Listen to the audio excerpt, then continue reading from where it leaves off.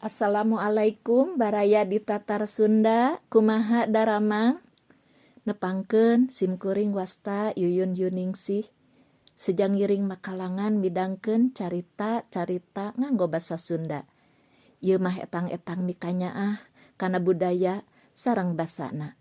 Namung sateu acan ngadangukeun mangga ulah lali subscribe, like sareng komenanya. Oge teken loncengna supados simkuring nambihan sumanget midangkeunana. Lalakon numesat gobang. Dina sasih Rabiul Awal tahun katilu Hijriah, Kangjeng Nabi Shallallahu Alaihi Wasallam nampi iber rehna kaum Bani Muharib sareng Bani Sa'labah ti suku Arab anu kacida mika cecebna kana agama Islam sareng ka anjeuna maranehna ngahiji ngumpulkeun kakuatanana pikeun merangan kaum muslimin oge rek ngancurkeun kota Madinah, kota tempat Kangjeng Nabi Shallallahu Alaihi Wasallam katut para sahabatna dumuk tisaprak anjeunna hijrah atana pingalih ti kota Mekah. Kakuatan Bani Muharib jeung Bani Sa'labah teh aya kana ratusan jalma sarta dipimpin kudu Sur Ibnu Haris Al-Ghatafan. Ngadangu eta iber Kangjeng Nabi Shallallahu Alaihi Wasallam enggal-enggal ngatur kakuatan sareng metakeun kaayaan tentara muslim.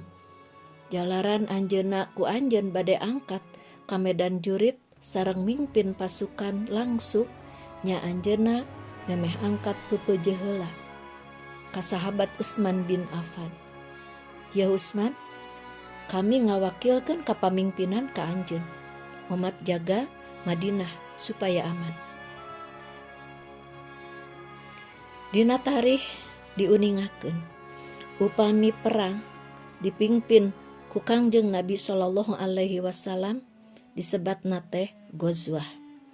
Tapi upami peperangan dipingpin ku salah sawiya sahabat anu ditunjuk ku anjeunna disebatna Sariyah.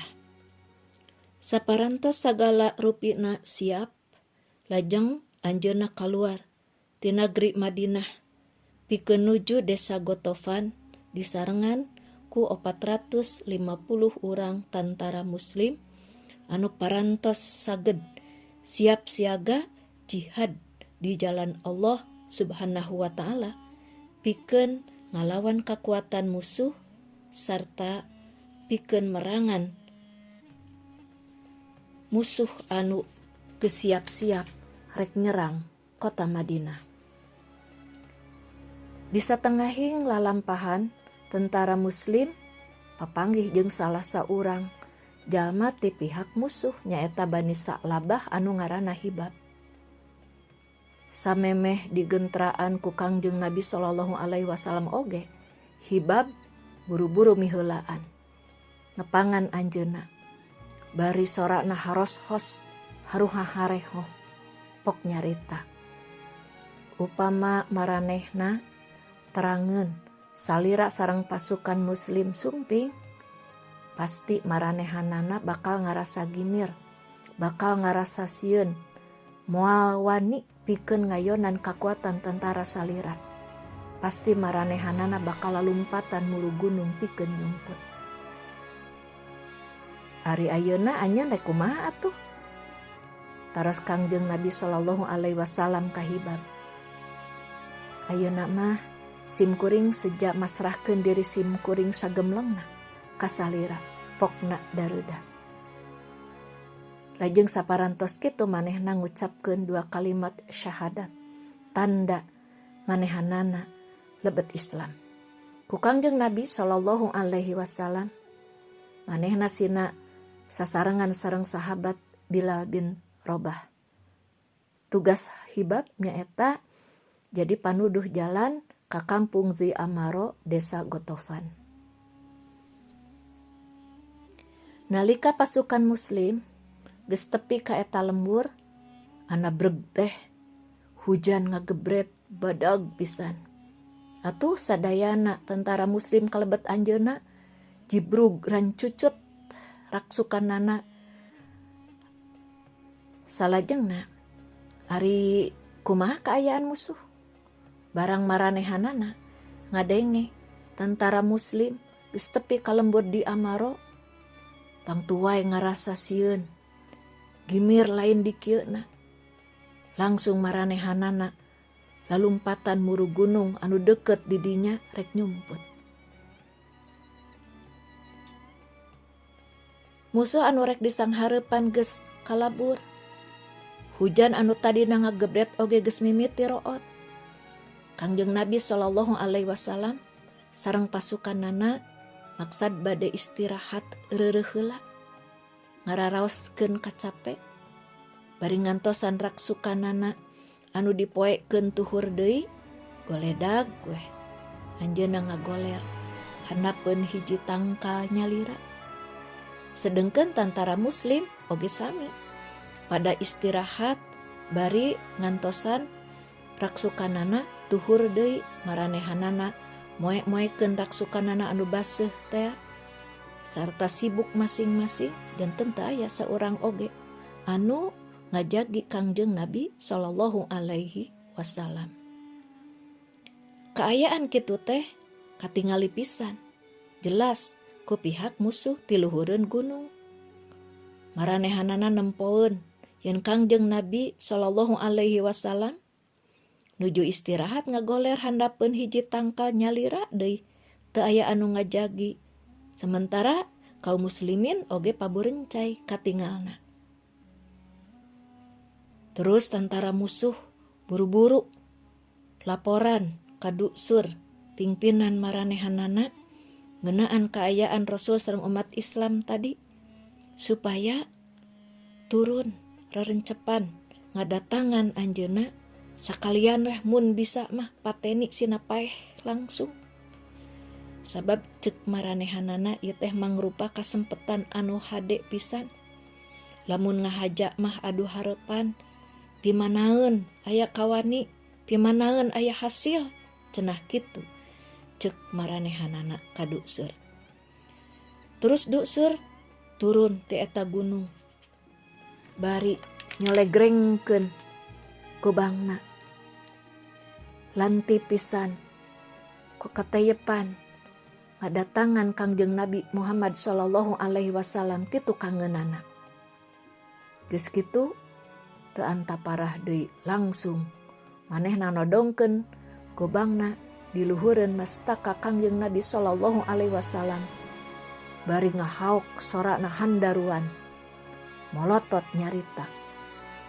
Man yamna'u kamini ya Muhammad? Yeuh, saha anu baris nulungan anjeun tina panganiayaan kaula ayeuna, hei Muhammad? Sorana tarik pisan. Pinuh ku kasombongan, saolah-olah boga rasa ayeuna pisan manehanana baris bisa maehan Kangjeng Nabi sallallahu alaihi wasallam, baris bisa meruhkeun kekuatan Nabi sallallahu alaihi wasallam. Teu kinten reuasna Kangjeng Nabi sallallahu alaihi wasallam ku kadatangan duksur tadi. Tapi saparantos leler tina kareuasna anjeunna enggal-enggal ngawaler kalayan tatag naker pinuh ku kayakinan Allah saurna. Sabab memang taya deui pamuntangan salian ti Allah. Allahu somad, Allah tempat penyalindungan.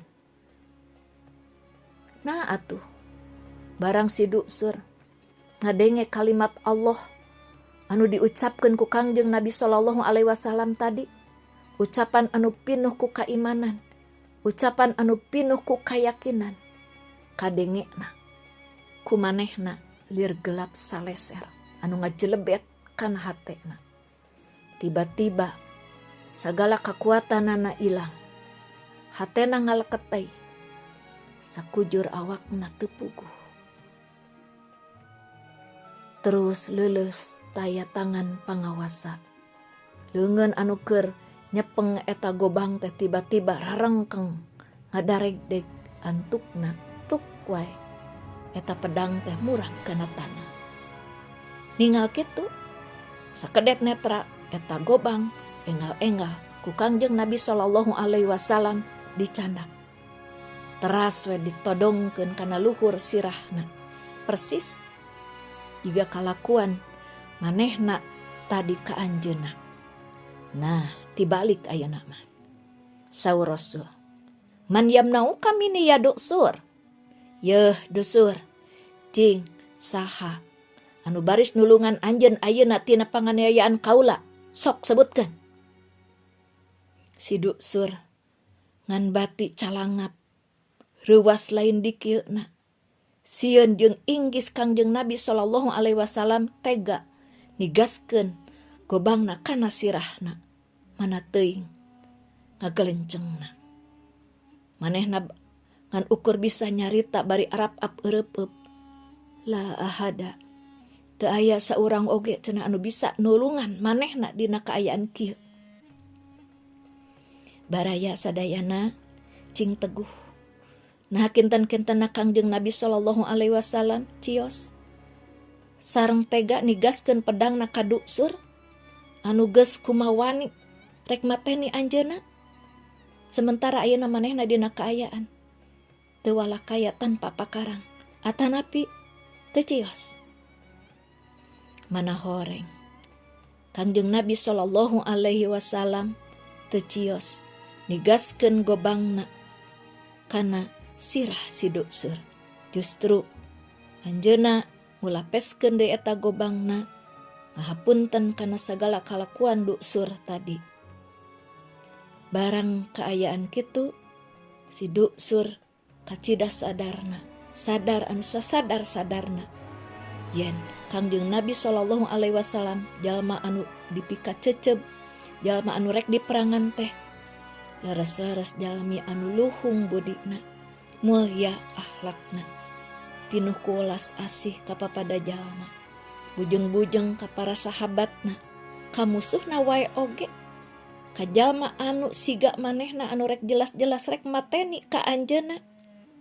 Ari kaayaan musuhna geus teu walakaya mah, ari kaayaan musuhna geus lemah pinuh ku kasieun, ari kaayaan musuhna geus teu nyepeng pakarang mah henteu teras diperangan. Sabab ari Islam mah agama anu henteu resep kana kekerasan. Islam mah agama anu henteu resep perang. Islam mah agama rahmatan lil alamin, agama anu pinuh ku kasih sayang, agama anu cinta kana perdamaian. Perang sote pedah bae musuh sok nyieun pucuk ti girang, maranehanana geus siap-siap nangtang rek merangan umat Islam sarta siap-siap rek ngajorang kota Madinah. Kalayan kasadaran sorangan, bari teu aya paksaan ti saha wae oge, akhirna Duksur ngucapkeun 2 kalimat syahadat payuna Nabi sallallahu alaihi wasallam, ucapan minangka panyaksen kana keimanan ka Allah Subhanahu wa taala sareng ka Rasulan Nabi Muhammad sallallahu alaihi wasallam. Asyhadu an la ilaha illallah wa asyhadu anna Muhammadar Rasulullah. Kitu saurna teh. Lajang saparantos kitu Kangjeng Nabi sallallahu alaihi wasallam enggal-enggal maparinkeun deui eta pedang atanapi eta gobang anu seukeut teh kanu bogana nyaeta ka Duksur pribadi. Lajeng Duksur mulang rek manggihan kaumna nyaeta Bani Muharib jeung Bani Sa'labah di desa Gotofan. Sanes pikeun merangan Nabi Muhammad, sanes pikeun merangan umat Islam ayeuna mah, tapi manehanana ngagerok ka kaumna supaya nurutan manehna pikeun iman ka Nabi Muhammad, pikeun iman kana agama Islam. Allah Subhanahu wa taala nguningakeun kisah tarikh ieu dina surat Al-Maidah ayat 11 anu kieu hartosna kirang langkung nganggo basa Sunda mah. Yeuh jalma-jalma anu ariman masing inget maraneh kana nikmat Allah anu ditamplokeun ka maraneh. Basa hiji kaum nyolongkrongkeun leungeun kalawan maksud ngaganggu maraneh. Tapi ku Allah, leungeun maranehna teh dihalangan nepi ka henteu keuna ka maraneh.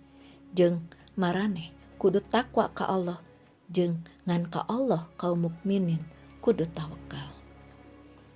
Baraya anu saroleh, cak sakieu heula kisah tareh ngeunaan kautamian akhlak Kangjeng Nabi Muhammad sallallahu alaihi wasallam dina ngalaksanakeun dakwahna. Mana horeng dakwah anu paling efektif teh nyaeta ku akhlak anu sae sapertos anu dicontohkeun ku anjeunna. Dugi ka duksur anu tadina boga maksud rek nyilakakeun, rek mateni Kangjeng Nabi ku nigaskeun gobangna. Mana horeng akhirna ku Rasulullah sallallahu alaihi wasallam dihapunten sarta duksur akhirna lebet Islam janten umat Kangjeng Nabi Muhammad sallallahu alaihi wasallam. Rupina sakitu.